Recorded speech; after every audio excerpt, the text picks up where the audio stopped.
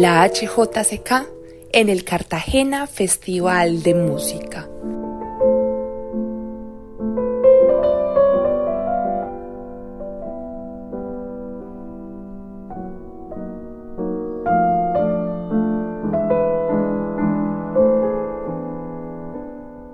Bienvenidos y bienvenidas una vez más a estos especiales de la HJCK en el Cartagena Festival de Música. En esta ocasión tenemos una bella entrevista, una conversación con uno de los invitados especiales.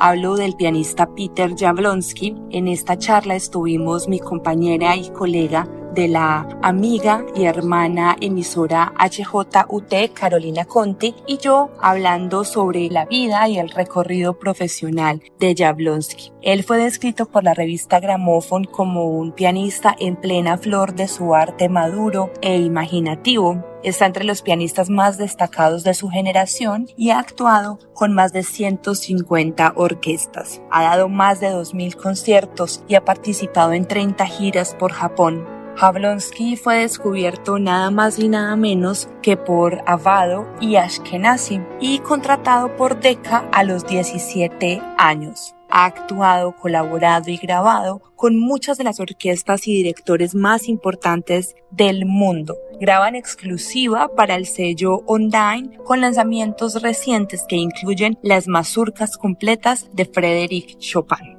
En esta entrevista ustedes podrán escuchar la historia de Jablonski contada por él mismo, cómo a los 17 años se convirtió en un prodigio del piano, qué significa para él tocar en un lugar como Cartagena, en Latinoamérica, del cual ya le habían hablado muchísimo, y sobre todo de una cosa que nos gustó mucho y nos fascinó, es el papel que él y su compañera Anastasia tienen en rescatar e interpretar composiciones de mujeres que tal vez quedaron en el olvido. Además, en esta charla nos contó cómo se prepara para tocar en un concierto como el que tendrá en el Cartagena Festival de Música y qué significa para él la música en un sentido más personal e íntimo. Bienvenidos.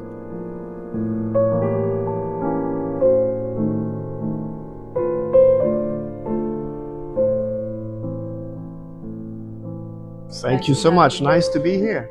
Nice to be here. It's my first visit. Great. Yes. Great.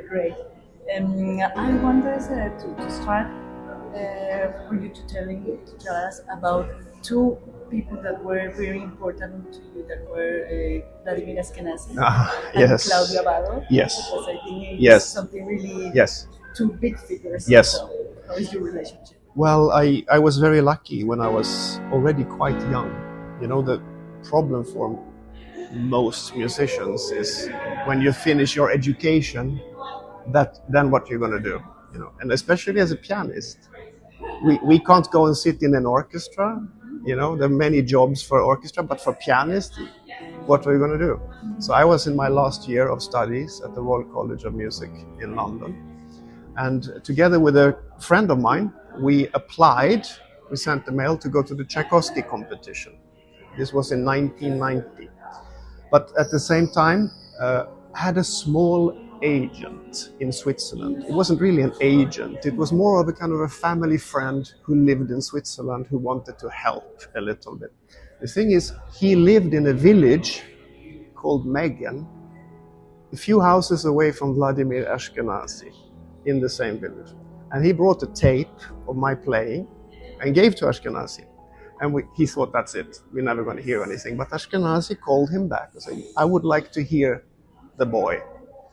So I flew to Switzerland and I played for Vladimir Ashkenazi. And at the end of that day, he asked me, would you like to make your debut recording? Then I will conduct. So that's a very unique start to a career. I never had to go to competition. Wow. That's very unusual. I was gonna try like everybody else, but thanks to Ashkenazi, then I got a big agent and Decca record company, and my career started like that. And then I also played an audition for Claudio Abbado, actually on the big stage of the Barbican Hall. And he liked my playing, and he kind of recommended me to important people in the business. So I had a a lucky start like that. Yes. But also you have to love. Sure. That's something else, but right place, yes, right moment, right person. that was it. There were many stars aligned in the right place to begin with. Yes. Sí, sí. La pregunta es ¿cuál es la presión? O sea, nos contó que no tuvo que participar en ningún concurso, que fue descubierto de esta forma tan increíble. ¿Cuál es la presión para un niño o para un joven pianista llegar así de fácil, entre comillas, o llegar a este lugar con Ashkenazi sin haber hecho como un camino largo? ¿Cuál fue la presión? So, she wants to know how was the pressure to have this when you started, yes. Going to a competition, yes. and then yes.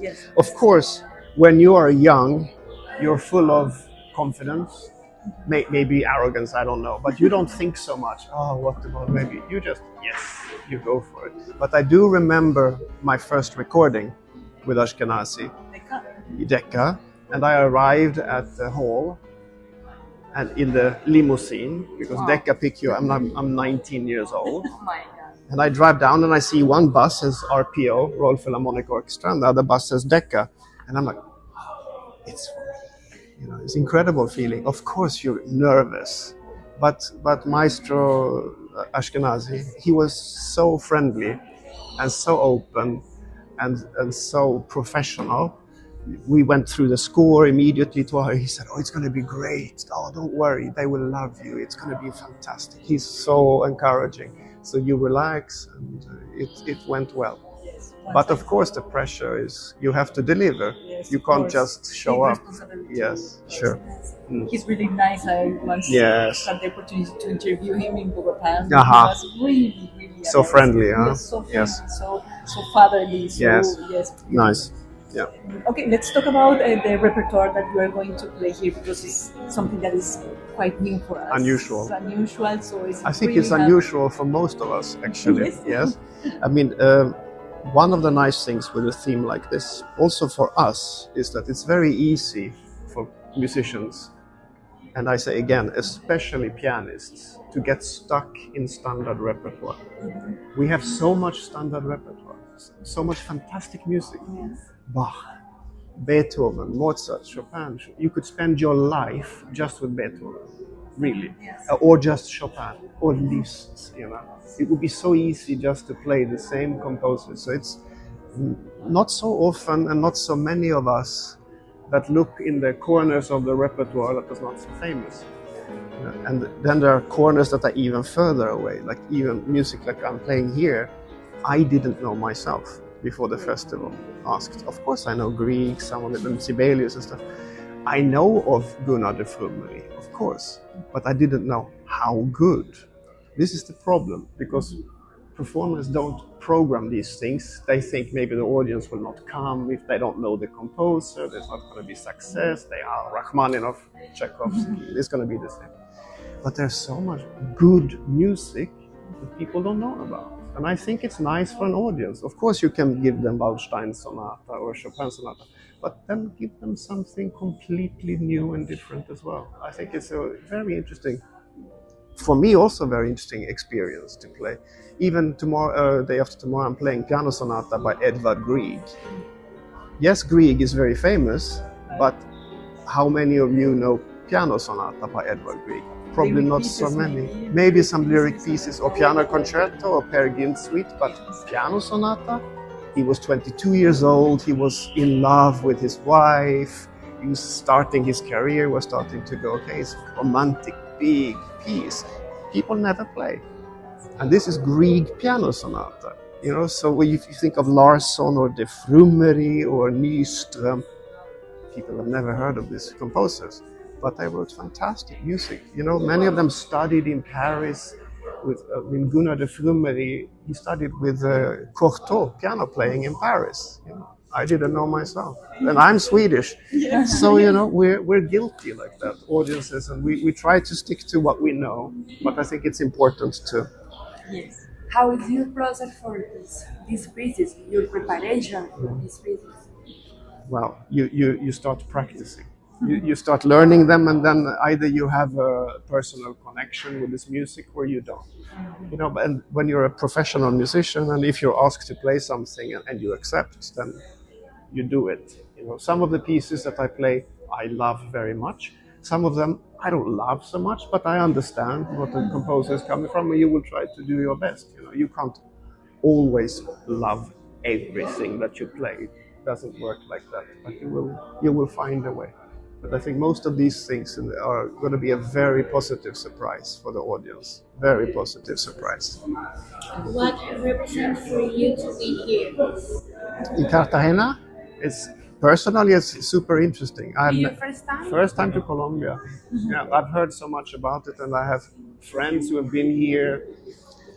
Actually, I have a very close friend who was in Cartagena just a few months ago. Really? And it wasn't decided that I was coming even. We went, oh, that's going to be interesting. And then this invitation comes, oh, we're also going to Colombia. So it's very interesting and nice to be here and to spread music and pieces that have not been played so much to people who have never heard it. I think it's an interesting thing. Very nice. What is your inspiration when you play piano?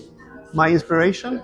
It's the pieces. It's my job to play this piece for you in a way that you feel something, you know? I'm trying to give you a present as nice as possible, you know, my interpretation of this music. Yeah. You have a very important recording for a woman composer. I don't know how to pronounce it. You help me. Grażyna Bacewicz. Yes, fantastic composer. Tell us something about this. Oh, wonderful. I'm thinking maybe I will play, if you applaud, I will play some encore by Bacewicz. It's such powerful music. You know, I kind of heard of her name because I'm half Polish. Okay. So of course I heard of her name, but I was too busy with Chopin and with Liszt and everything. And then now I'm at the age and with a new record company, and they gave me freedom to choose what I want to do. Because quite often for young artists, if you get a record company deal, they will tell you what to do. So sometimes it's good for you, sometimes not so good for you. You know, maybe to record Chopin when you're 18 is not the best idea. Maybe you should wait a little bit, etc. But now, so I said I would like to do some repertoire that is fantastic, but not so famous. And they said, okay. So Bacewicz was one of our projects, and it has been really, really successful with the critics. You know, it's been very well received everywhere. That we have someone that we have to discover. You have to absolutely listen. This is such powerful. If you like Rachmaninoff, if you like Prokofiev, then you will like Bacewicz. It's very similar, very rhythmical, very melodic, quite, you know, propulsive rhythms, very exciting to listen to. You also have a link with the Tony Foundation. Yes. Tell us something about this that. comes, actually it's from my partner, Anastasia, who is, well, she's many things, but she is a researcher, she's a musicologist, basically. And her speciality is female composers and unknown female composers. So she gives me all these lists of music that I should look at all the time. It's so interesting, you know, all this wonderful music that you never heard of. And she got involved with Donne Foundation. And then they asked me to become a member, and we did some online sessions together and interviews. And I think it's very important work, you know, because, you know, there's so many great composers, you know, around, and it's very difficult even to place Stenhammar or something in a program because people want Grieg or Mahler or Beethoven. So many of these female composers, they couldn't even get educated back then. They couldn't go to conservatory, they couldn't publish their music, they couldn't get any royalties. You know, it was the old times. So to have become a female composer was almost an impossible task. So it's our duty to get their names out there, I think. One last question. Yeah. How long did that take you to go to a new piano? All the instrumentalists, they travel with their own instrument, but for a piano, it's always something with like a new car or something. 5 minutes we get. Minutes? Yes. Really? No, but that's all the time we get. Sometimes that's, you know, you go to rehearsal on this one, and then you have concert on that one, or you have rehearsal there, practice there, concert there. Sometimes it's very difficult. Sometimes it's not so good. You know, what can you do? Yes. what can you do? You can just hope that the festival or the venue has good instruments. But for pianists, it's especially difficult.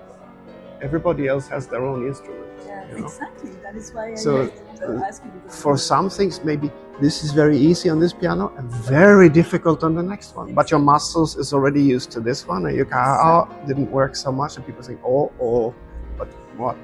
You need a lot of time to get used to. Really, ideally, you need a lot of time.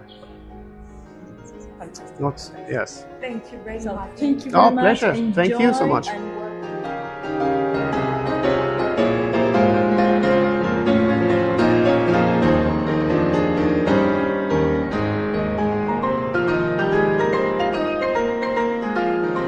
La HJCK está en el Cartagena Festival de Música. Síganos en todas las redes sociales y no se pierda ningún contenido.